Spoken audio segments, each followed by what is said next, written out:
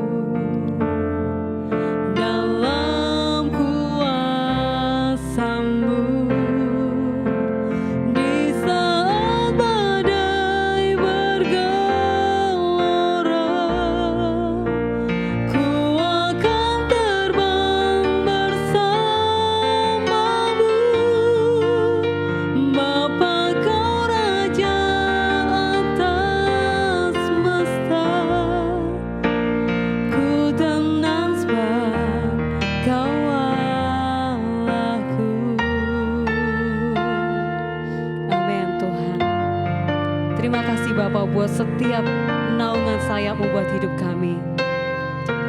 Oh syukur kami naikkan. Lingkupiku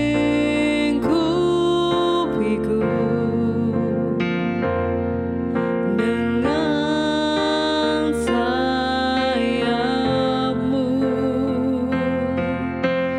Naungiku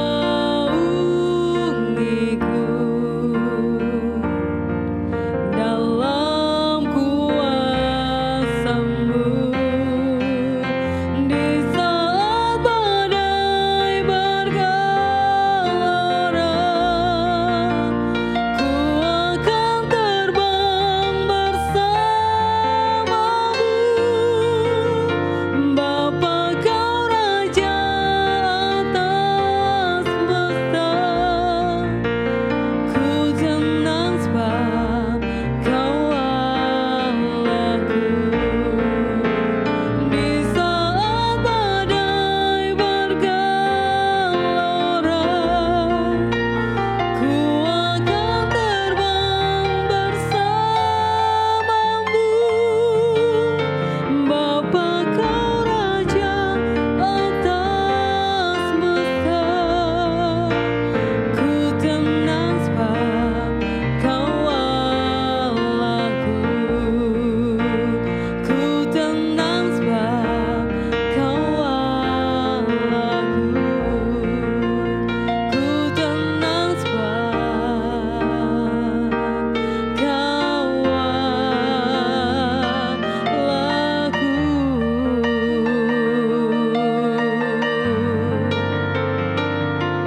Terima kasih Tuhan.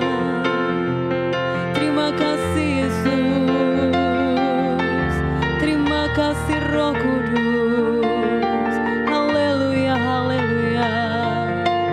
Ku naikkan syukur kami hanya kepadamu.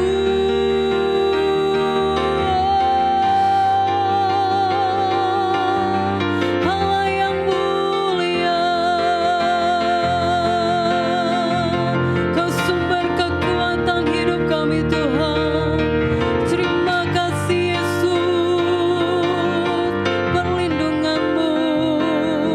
Haleluya, haleluya. Syukur kami naikkan Tuhan. Kami terlampau percaya Bapa, sungguh Kau Allah yang dahsyat. Allah yang dahsyat. Oh, thank you Lord. Terima kasih Tuhan Yesus. Oh, di saat badai bergelora, ku akan terbang bersama-Mu. Bapa, Kau Raja atas semesta.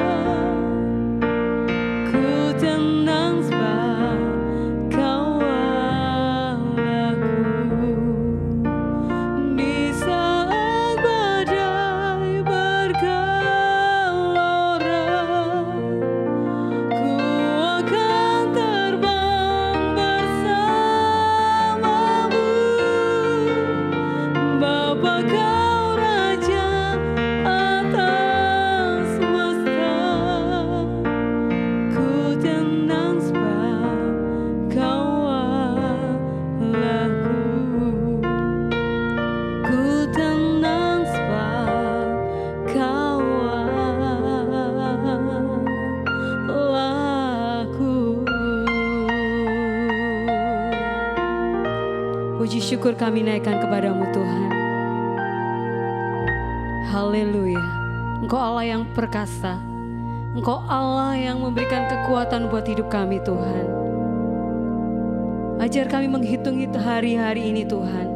Untuk kami lebih lagi bijaksana. Untuk kami lebih lagi mendekatkan diri kami Tuhan. Untuk menjadi semakin serupa dengan Engkau. Terima kasih Bapak buat pagi hari ini. Berfirmanlah atas kami. Memberkati hamba-Mu yang mau menyampaikan firman-Mu. Tutup bungkus dengan kuasa darah-Mu. Tuhan yang akan menyingkapkan hal-hal yang luar biasa buat hidup kami. Kami bersyukur Tuhan dan kami sudah berdoa hanya di dalam nama Tuhan Yesus Kristus. Haleluya. Amin. Shalom saudara yang terkasih dalam nama Yesus. Kita akan belajar kebenaran firman Tuhan. Masih di tema yang sama yaitu tentang ajar kami Tuhan menghitung hari-hari. Saudara yang terkasih dalam nama Yesus Kristus, kenapa kita harus menghitung hari-hari? Karena dikatakan di sana dalam Mazmur tadi, supaya apa? Supaya kita bijaksana. Ternyata untuk kita hidup bijaksana, kita perlu menghitung hari-hari. Hari-hari yang seperti apa? Bukan hari-hari yang kita hitung itu hari-hari bagaimana kita menghitung utang orang lain kepada kita, belum bayar-bayar, bukan itu ya. Tuh utang sama kita tuh enggak pernah bayar tuh, dihitung-hitung, terus dihitung-hitung, terus udah nambah berapa bunganya, bukan seperti begitu ya. Tetapi bagaimana kita menghitung hari-hari kita ini supaya kita hidup bijaksana di hadapan Tuhan. Nah, saudara yang terkasih dalam nama Tuhan Yesus Kristus, ada hal yang lebih penting daripada itu saudara. Kenapa kita perlu menghitung hari-hari ini? Karena hari-hari terakhir ini begitu jahat. Sangat-sangat jahat. Coba kita buka dalam 2 Timotius 3. 2 Timotius 3 ayat yang pertama dan seterusnya saya akan bacakan ya. Demikian bunyi firman Tuhan. Keadaan manusia pada akhir zaman, itu temanya. Ketahuilah bahwa pada hari-hari terakhir akan datang masa yang sukar. Sekarang sudah sukar belum? Terserah Anda menafsirkannya ya. Tapi menurut saya ya sukar. Ayat yang kedua, manusia akan mencintai dirinya sendiri. Nah, pada hari-hari terakhir Rasul Paulus berpesan kepada Timotius, pada hari-hari terakhir ini jauh berapa ribu tahun yang lalu. Pada hari-hari terakhir akan datang masa-masa yang sukar. Apa itu? Manusia mencintai dirinya sendiri. Wow. Tetapi kalau dalam konteks psikologis, kalau Anda berbicara kepada psikolog, beda artinya. Karena dalam dunia psikologis, mencintai diri sendiri itu sangat diperlukan. Sangat diperlukan, tetapi konteks ini lain. Nah, kalau di dunia psikologis, saya pernah baca artikelnya, kita itu perlu mencintai diri kita sendiri. Misalkan ada orang, maaf yang ada kekurangannya, gemuk, terlalu gemuk atau terlalu pendek. Ada teman berkata, lu gemuk banget sih lu, makan apa lu? Lu pendek banget sih lu, kurang olahraga lu. Jadi ada perkataan-perkataan orang yang membuat kita tuh minder. Kita sampai nggak bisa berdamai dengan diri kita sendiri. Maka kita perlu mencintai diri kita sendiri. Nah itu. Tetapi di sini konteksnya lain. Kalau dalam dunia psikologis, kita perlu mencintai diri kita sendiri supaya apa? Supaya kita nggak gampang minder. Supaya apa? Dalam artikel tersebut, supaya kita lebih bahagia. Bener dong. Kalau kita dengarkan omongan orang lain, kita nggak mensyukuri apa yang kita punya, kita nggak bahagia. Kita perlu mencintai diri sendiri supaya kita hidup lebih sehat. Itu dalam artikel yang saya baca. Kita perlu mencintai diri kita sendiri supaya kita lebih positif. Karena kalau kita selalu mendengarkan apa kata orang tentang diri kita, keburukan kita, kekurangan kita, yang kakinya kurang jenjang lah, yang perutnya buncit seperti saya lah, yang kalau ngomong menceng lah bibirnya lah, yang kepalanya besar lah. Kalau kita mendengarkan omongan orang lain, kita tidak mencintai diri kita sendiri, kita nggak hidup tidak bisa positif. Tetapi konteks dalam firman Tuhan ini, kalau saya dalam baca terjemahan lain, mencintai diri sendiri artinya adalah mementingkan diri sendiri. Itu yang dimaksud. Pada hari-hari terakhir, ada masa-masa yang sukar, manusia mementingkan dirinya sendiri. Bisa nggak sih disebut itu egois? Bisa. Pada hari-hari terakhir, orang itu lebih cenderung fokusnya pada diri sendiri, egosentris. Fokusnya kepada diri sendiri, abai terhadap kepentingan orang lain. Karena begini saudara, kalau kita fokus kepada diri sendiri kita sendiri, kita abai dengan kepentingan orang lain, kita mementingkan kepentingan diri kita sendiri, ini bahaya. Tetapi pada hari-hari terakhir itu akan terjadi, baik itu di sekolah, di rumah tangga, di lingkungan apalah itu kita namanya komunitas apapun itu, banyak akan terjadi saudara yang namanya mementingkan diri sendiri. Maka daripada itu kita perlu menghitung hari-hari ini, apa yang udah kita perbuat untuk Tuhan, bagaimana kita menata hidup lebih baik lagi di mata Tuhan, supaya kita tidak abai dengan kepentingan orang lain. Kalau kita punya yang namanya fokus kepada diri sendiri, mementingkan diri sendiri, bahaya. Kita abai terhadap orang lain, tidak merasa bersalah atas perbuatannya, itu akibatnya. Karena saya pernah baca artikel, orang-orang yang kalau mementingkan diri sendirinya, terlalu mementingkan diri sendiri, dia itu akan menjadi orang yang tidak merasa bersalah atas perbuatannya. Wes salah neng orang ngaku salah lho. Kayak lagu, wong salah ora gelem ngaku salah gitu. Banyak akan terjadi seperti itu. Salah neng orang aku salah, orang rumongso salah. Ngerti ya bahasa Jawa ya? Nah, yang jelas kalau kita bersalah tapi kita nggak merasa bersalah, justru kita merasa benar. Tidak bersegera mungkin meminta maaf tapi orang salah, aku bener aku.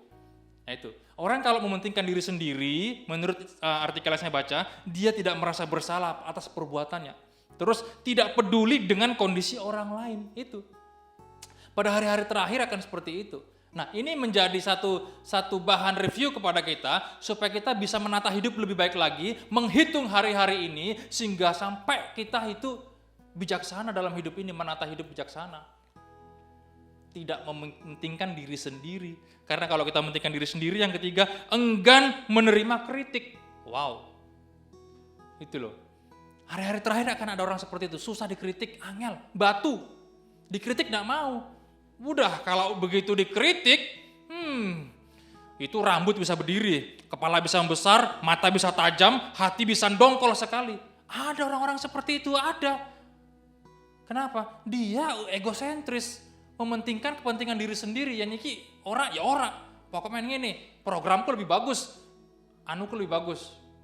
Itu bahaya sekali. Maka kita perlu menghitung hari-hari. Sudahkah kita hidup tidak mementingkan diri sendiri, baik itu untuk anak, istri, suami, mertua, di sekolah, di kerja, di gereja, dimanapun itu, di komunitas apapun itu. Karena kalau orang mementingkan diri sendiri, dia tidak bisa berbagi. Pelitnya luar biasa. Aduh, ada orang seperti itu, pelit sampai luar biasa ya. Tapi kita yang mengenal Tuhan jangan sampai. Kita belajarlah, hari ini kita pelit enggak? Hari ini kita bisa minta maaf enggak? Hari ini kita bisa enggak kita dikritik? Udahkah kita hari ini minta maaf kalau kita salah? Ayo siapa di sini yang suami istri kalau salah, udah salah tapi yang minta maaf suaminya sendiri. Saya sering seperti itu, istri yang salah tapi saya dulu yang minta maaf. Karena katanya laki-laki itu egonya tinggi, tapi saya enggak tuh, istri saya kadang-kadang malah jarang minta maaf, saya dulu yang minta maaf. Karena apa? Kita mau belajar hidup dalam kekristenan kita, mereview lah hari-hari kita. Bagaimana hari ini? Sudahkah lebih baik daripada hari kemarin? Supaya kita hidup lebih bijaksana lagi. Jangan sampai kita mementingkan diri sendiri. Karena orang yang mementingkan diri sendiri, dia itu enggan minta maaf. Itu artikel yang saya baca. Nah, hari-hari terakhir akan ada orang-orang seperti begitu. Terus apalagi dikatakan di sana ayat yang kedua, manusia akan mencintai dirinya sendiri dan menjadi hamba uang. Wow, dalam era globalisasi hari-hari ini, dalam perubahan yang begitu signifikan, banyak sekali saudara mungkin temukan di luar sana, orang-orang yang sudah tidak lagi menghargai saudara, sudah tidak lagi menghargai kalau itu saudara kandung, demi harta warisan, demi uang, demi profesi, demi naik pangkat, demi jabatan, aku rela korbankan semua supaya aku dapatkan. Demi uang tadi, wow, ngeri. Hari-hari terakhir akan ada seperti itu. Orang itu menjadi hamba uang. Wow, ngeri. Nah, kalau orang yang terlalu cinta dengan uang, hamba uang, dia itu bisa menjadi budak uang. Ini ngeri, saudara. Saudara coba lihat, mungkin di dunia digital ya, atau di dunia maya atau di mana. Orang itu, rela yang jual ginjalnya, bahkan rela yang jual anak-anaknya demi uang tadi. Saya pernah lihat di TV itu ada satu tempat di mana kampung itu tadi anak-anak wanitanya sengaja dijual semua. Ngeri, itu udah menjadi tradisi karena uang tadi. Itu namanya jadi hamba uang. Jangan sampai orang-orang yang percaya mengalami yang namanya hamba uang. Karena orang kalau terlalu cinta dengan uang, dia itu akan membiarkan hal-hal yang jahat menggerogoti pikirannya. Hatinya sudah tidak murni lagi. Hati nuraninya bahkan bisa mati kalau dia terlalu cinta dengan uang. Jangan sampai kita seperti begitu. Mari kita ingat kebaikan Tuhan. Kita ingat pengorbanan Tuhan di kayu salib.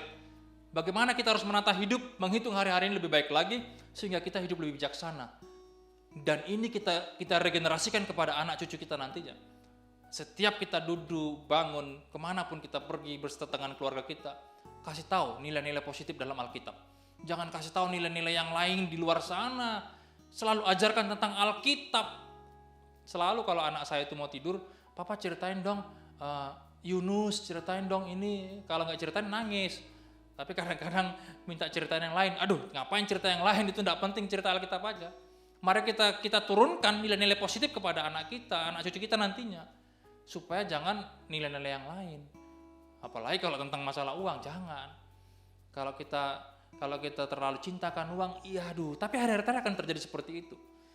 Nah, tapi orang yang terlalu cinta uang tidak pernah merasa cukup.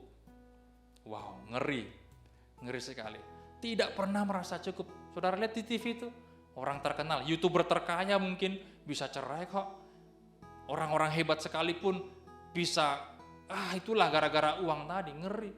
Bisa menjual diri, mensabotase, banyaklah. Kita orang percaya jangan sampai kita seperti itu. Mari kita hitung hari-hari kita. Tuhan, ajar kami menghitung hari-hari supaya kami bisa menata hidup lagi, hidup lebih bijaksana lagi dari hari yang kemarin. Dan nama Tuhan dipermuliakan. Tapi hari-hari terakhir memang banyak orang yang cinta uang. Cinta uang itu akan membuat kita lupa kalau waktu di dunia kita ini singkat. Oh iya, terlalu kita mengejar uang, bekerja pagi, siang, sore, bahkan gak ada hentinya. Terlalu mengejar uang. Kita lupa kalau hidup kita hanya singkat. Orang Jawa bilang, namung mampir ngumbe. Jangan lupa ya, umur kita dibatasi Tuhan. Tidak ada orang umur 200 tahun, tidak ada, dibatasi. Kalau hidup saudara bisa menjaga kesehatan, mungkin bisa sampai 70-80. Nah, saudara yang terkasih dalam nama Yesus, kita perlu yang namanya menghitung hari-hari supaya kita bijaksana. Jangan kita mementingkan kepentingan diri kita sendiri. Jangan kita terlalu cinta akan uang, sehingga kita menilai segala sesuatunya itu diukur dengan uang. Jangan saudara. Tetapi kita mari nilai orang, nilai apapun itu berdasarkan firman Tuhan. Oh iya, dia saudaraku. Oh iya, dia membutuhkan kasih. Oh iya ya. Standarnya adalah firman Tuhan. Bagaimana kita hidup didasari oleh firman Tuhan, sehingga hari-hari kita jalani bisa lebih bijaksana dan nama Tuhan dipermuliakan. Tuhan Yesus memberkati.